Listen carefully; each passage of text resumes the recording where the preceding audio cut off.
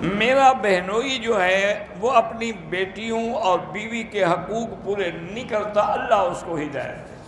ان کی بیٹیوں کو کہیں کہ وہ روزانہ 2 رکعت نماز پڑھ کے اسی نیت سے دعا کریں۔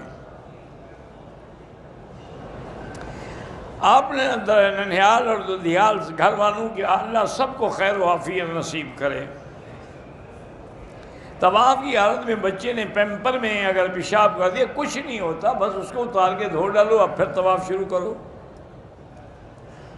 میری والدہ کو حضرت لاہوری کی خواب میں زیارت ہوئی، اچھی بات ہے، اللہ والوں کی زیارت ہونا اچھی بات ہے۔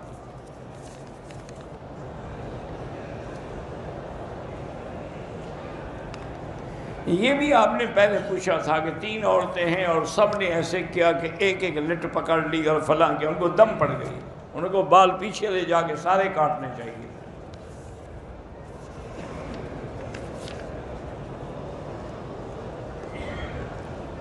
مزمل فاروق صاحب نے سلام کہا ہے وعلیہ السلام۔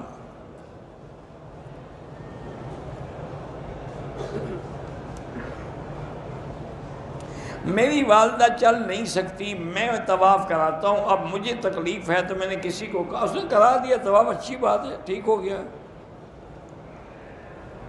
اگر آپ مسافر ہیں پاکستان سے، اکیلے پڑھیں گے تو قصر پڑھیں گے، پوری کیوں پڑھیں گے؟ مسافر ہیں آپ، امام کے پیچھے پڑھیں گے تو پوری پڑھیں گے۔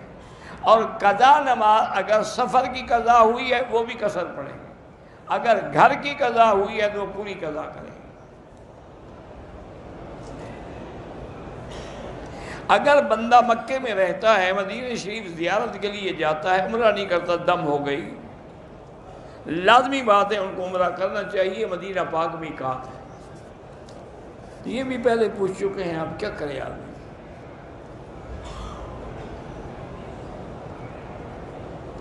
بہرحال آپ کی شادی نہیں ہوئی، اللہ آسان فرمائے، سورۃ الرحمن پڑھ کے دعا کیا کرو۔